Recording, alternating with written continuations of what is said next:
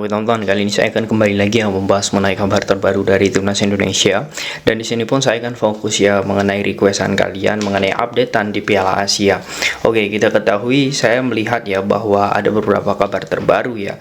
Salah satunya adalah sosok Justin Hubner dan juga Elkan Bagot. Dan di sini pun kedua pemain ini akan bergabung di TC Timnas itu di tanggal 1 Januari. Ya, ini menjadi hal yang sangat patut sekali kita tunggu.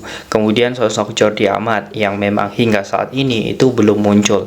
Ya, ada beberapa kabarnya yaitu ya sosok Jordi Amat ini memang sedang rehat.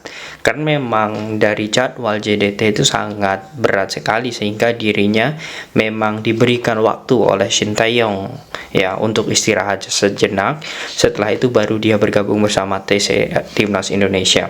Jadi mungkin ada beberapa ya yang memang ini mengatakan rasa nasionalisme Jordi Amat ini kurang karena tidak bergabung, sedangkan jeda kompetisi Liga Malaysia itu sudah berhenti ya, sudah selesai. Dan kita melihat juga ada beberapa dalam tanda kutip ya, memang penampilan Jordi Amat di 2 match terakhir bersama timnas itu juga mengecewakan, dan itu mungkin dibawa semua dan itu memang tidak bagus. Tetapi yang jelas ini menjadi hal yang sangat kita tunggu.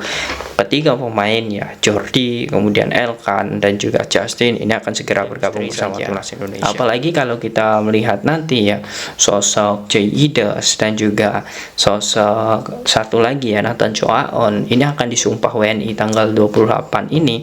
Artinya ini sangat bagus sekali. Dan kalau kita melihat hal itu ya semoga saja segera mungkin untuk bisa menjadi bagian timnas Indonesia. Nah, karena kalau kita melihat kabar terbarunya ya memang di tanggal 28 nanti ya, kurang lebih 2 hari lagi lah, kalau saat ini tanggal 25 atau besok tanggal 26. Kemudian kalau kita melihat regulasi sepertinya memang mereka akan disumpah pagi ya, sama seperti Justin Hubner jam 9. Dan kita akan melihat kedatangan mereka ya ke Indonesia. Ini memang menjadi amunisi baru ya. Banyak kemarin yang bertanya tanggal 28 Bang, apakah untuk kedua pemain ini bisa terkejar untuk Piala Asia? Ya, kalau kita melihat jadwal itu sangat mepet sekali teman-teman. Kita belum tahu ya. Yang jelas sepertinya untuk Piala Asia kedua pemain ini akan sangat sulit. Kemungkinan kecil sekali untuk bergabung. Tetapi kalau memang bisa terkejar termasuk kepindahan federasi, ya mungkin saja ini adalah sesuatu yang sangat membanggakan. Tetapi kalau tidak ya kita jangan terlalu menyalahkan PSSI. Tetapi ya kita harus melihat bagaimana prospek timnas setelah Piala Asia dengan gabungnya sosok Jaides dan juga Nathan Choaon. Nah, kemudian nanti mungkin saya akan membahas juga ya untuk beberapa updatean terbaru mengenai pemain keturunan di posisi striker. Nah, saya akan membahas fokusnya di konten selanjutnya. Yang jelas dengan gabungnya kedua pemain ini di tanggal 28 ini diharapkan nantinya ya disumpah WNI tanggal 28 diharapkan nantinya memang memberikan impact positif, impact bagus bagi timnas Indonesia. Saya ingin memberikan pendapat terlebih dahulu ya mengenai pemanggilan pemain. Ya, memang ini sedikit telat sebenarnya kalau saya bahas, karena memang sudah ada beberapa dari konten kreator lain juga sudah membahas. Tetapi yang saya ingin tekankan ya bahwa pemanggilan pemain yang dilakukan oleh Shin Tae-yong itu atas kesadaran pelatih. Bahkan manajer timnas ya Bapak Sumarji pun mengatakan jika pemanggilan Dendi Sulistiawan itu memang titipan ya coret saja Dendi, seperti itu. Dan ini membuktikan ketegasan seorang manajer tidak mengikut campuri urusan pemanggilan pemain. Dan kita sudah lupakan saja masalah ini teman-teman ya, kontroversi dari pemanggilan pemain. Karena kalau kita melihat atau kita merujuk pada 2019 ya, ketika coach Simon McManamy ya memanggil beberapa pemain yang dianggap dan juga dirasa itu bagus oleh netizen, ternyata apa hasilnya di kualifikasi Piala Dunia? Gagal juga. Artinya dari sini ya kita harus belajar bahwa Sintayong itu memiliki ya keputusan dan juga pilihan yang memang resikonya itu memang dia tanggung dan dia akan mempertanggungjawabkan itu. Dan menurut saya sebagai pelatih apapun yang ini tontonnya yang memang dia berikan kebijakan itu ya itu kita harus dukung karena kita sebagai pendukung timnas Indonesia. Dan kalau kita melihat kejadian seperti ini itu bukan dialami oleh timnas Indonesia saja, sekelas timnas Jepang pun ya top skor Liga Skotlandia bersama Celtic, kemudian juga selalu bermain reguler bersama Celtic di Piala Dunia pun juga tidak dipanggil, padahal kalau di atas kertas dia pun ya kita ketahui itu sangat bagus, yakni Kyogo Furuhashi ya.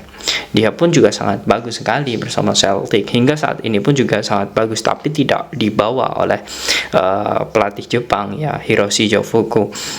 Dan ini melihat ya, dan ini bisa menjadi cerminan bahwa setiap negara itu pasti ada beberapa kontroversi mengenai pemanggilan pemain. Tetapi kita yakin ya bahwa apapun yang terjadi itu adalah tanggung jawab pelatih, dan kita akan melihat ya bagaimana sebenarnya Sintayong ini ya akan membuat bagaimana skema dari lini depan, kemudian lini tengah dan juga lini belakang ini lebih menarik. Saya yakin itu akan lebih bagus lagi karena dipersiapkan di TC kali ini. Nah, dan kalau kita melihat ya bagaimana sebenarnya pola permainan timnas saat ini, yaitu menurut saya sudah semaksimal mungkin, sudah semakin baik ya. Walaupun kalau kita melihat sosok Stefano Lillipali itu tidak bisa bergabung, tetapi yang jelas ya apapun yang sudah menjadi keputusan, saya sudah memberikan gambaran seperti pemain Celtic asal Jepang ini ya. Kalau kita melihat presiden klubnya juga tidak berkomentar mengenai pemanggilan tidak dipanggilnya pemainnya di timnas. Tetapi ya ini memang menjadi bisa dibilang hal-hal yang memang seharusnya ini bisa dinetralisir ya, karena memang jika ini terus-terusan ya presiden klub mengintervensi pelatih dan sebagainya ya ditakutkan ada beberapa ya dari pendukung timnas ini tidak mendukung kebijakan pelatih, sehingga apa yang menjadi fokus dari timnas Indonesia di Piala Asia ya itu sedikit terganggu karena ada beberapa netizen yang ya dalam tanda kutip mungkin sedikit mengganggu persiapan dari timnas Indonesia. Nah, itu memang harus segera diantisipasi. Nah, kemudian selanjutnya di sini saya memang melihat ya kabar terbaru dari pengamat ya Pars ya, pengamat sepak bola, yang di situ ada beberapa nama ya yang menurut saya juga sudah tidak asing lagi, ada seperti Bung Towel ya, kemudian juga dari Kemenpora itu ada Bapak Hamdan Hamedan, kemudian di PSSI juga ada Bapak Arya Sinulinga. Jadi ada beberapa tokoh di sini akhirnya berkumpul jadi satu dan membahas pemain keturunan atau pemain naturalisasi. Poin yang saya dapatkan ya, PSSI tetap ingin mengembangkan bagaimana prospek ke depan demi prestasi timnas agar proses dari pembinaan itu berjalan, dan untuk pemain naturalisasi memiliki kelanjutan yang bagus untuk ke depan, untuk selalu dikejar pemain-pemain yang memang memiliki darah keturunan, bukan pemain yang memang dia tidak ada sama sekali sangkut pautnya Indonesia kemudian dinaturalisasi. Nah, ini menurut saya menjadi objek yang sangat bagus di timnas Indonesia. Nah, bagaimana menurut kalian teman-teman mengenai sosok Nathan Choaon, kemudian kabar terbaru dari Jordi dan juga beberapa pemain keturunan yang akan menjadi bagian timnas? Apakah kalian yakin di Piala Asia nanti timnas mampu bersaing? Silahkan kalian tulis di kolom komentar.